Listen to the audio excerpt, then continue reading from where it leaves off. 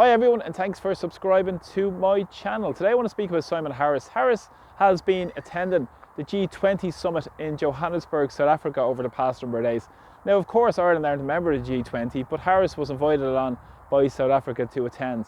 And interestingly enough, Marco Rubio, the new Secretary of State for Trump's administration in the United States, did not attend. That might tell you a thing or two about this meeting in Johannesburg.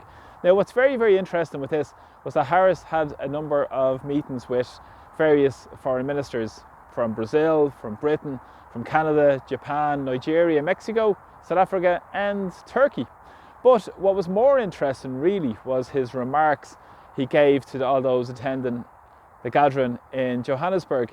He spoke about that all the countries should work together to end conflicts that fuel poverty, hunger and displacement. Well said, Simon, but unfortunately he doesn't practice what he preaches, because Harris talks absolute just empty rhetoric, but in practice he works in the opposite perspective. He works for the big financial elites, the big corporations at the expense of ordinary people, and the military-industrial complex, which helps fuel wars, much the same as Ireland, as we're driving towards more militarism in the European Union. But of course Harris won't tell you any of that sort of stuff when he's given these proclamations when he's in Johannesburg. He also spoke about massive global changes currently at foot. Now they are in terms of the drive towards the multipolar world, and in terms of carving up the world into regional areas for various empires to really control. But unfortunately what's really happening is the financial elites are still calling the shots, and the financial capitalists at the top of society, the bankers and the corporations, are still calling the shots in this carve up of the changing world that Harris is talking about. But of course that's who they represent. And he also said there has to be a move towards global economic governance, and growth is inclusive, and that there should be a global financial architecture. This is more of the same nonsense from Harris again, which is cloaked in language to look after the profits of the super wealthy and super rich. And also Harris spoke about the best roadmap for sustainable development and transforming our world for the better is urgently to move towards the Sustainable Development Goals. So here we have it. Big part of the programme for government was the Sustainable Development Goals, and essentially a carbon copy of the UN and the WEF. So here we go. Harris, when he's in Johannesburg, gives a big proclamation about pushing forward those SDGs, 17 SDGs that were agreed by the United Nations back in 2015, and is a key part of the World Economic Forum's agenda. Now what's interesting with those 17 Sustainable Development Goals that are pushed, there's huge infiltration we can see throughout Ireland, through councils, through schools, across the spectrum of society, and the drive towards these Sustainable Development Goals. And I'll go through them just briefly in terms of a number of them. What's really important is that back in 2019 there was a memorandum of understanding from the WEF in concert with the UN moving towards this in 2030, and this is part of a bigger globalist agenda. And what's interesting is it's a drive towards no poverty, he says. That's interesting. In Ireland we all want no poverty, but unfortunately we see ever widening inequalities in our society, all facilitated by the European Union, who work at the behest of the big corporations against the interests of ordinary people. So maybe it's putting everybody in their misery together and to concentrate wealth with those more at the top of society. And he said no hunger, which is great, but again in practice let's see how that develops. He also spoke about health and well-being.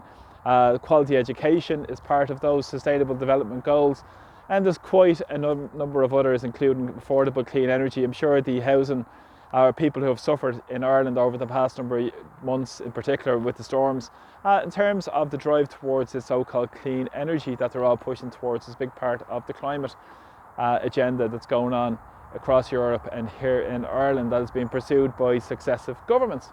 Now of course that's all about really punching down on ordinary people. Also the gender equality is part of that, and issues around decent work and economic growth and infrastructure and reducing inequalities. These Sustainable Development Goals. But also what's interesting is sustainable cities and communities. We all know about that, the drive towards the 15-minute city and all this sort of stuff. So more top-down diktats coming from these agencies such as the United Nations and the European Union and the WEF working in concert. But of course, Harris was pushing this agenda really, really hard when he was in Johannesburg. See, Harris represents the interests of these ruling classes, the interests of the financial elites, the financial capitalists, the private equity firms, the big corporations, the billionaires at the expense of ordinary people.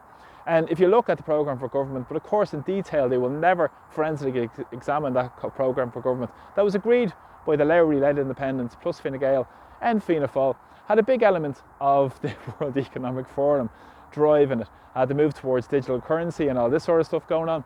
And we can see this happening over the next period of time in Ireland. But he said this has to be accelerated.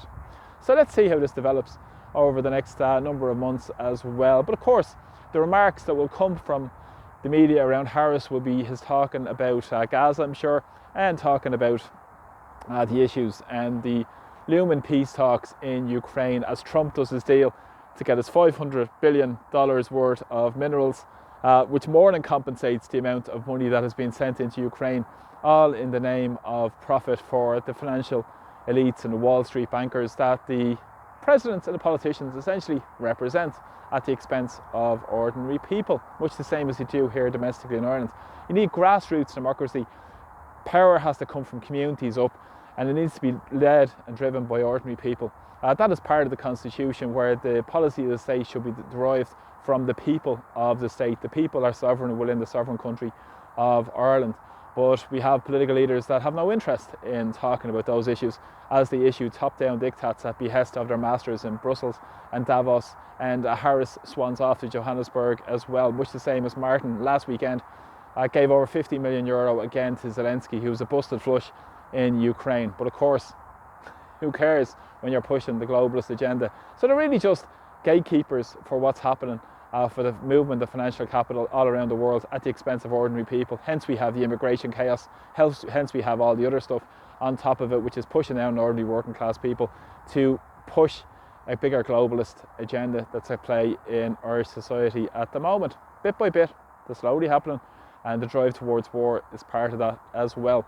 So thanks a lot for the support with my videos. Please share them, and I'm very grateful if everybody continues to share them, because nobody is speaking about these issues in Ireland, and it's important to get the real news out to people, to what's really going on, and look behind the propaganda and spin that the mainstream media always try and present to ordinary people. So I appreciate people that do share them, and please share my videos, as I said, far and wide. And thanks again for all the support, and take care. Slán, see you all soon. Bye bye.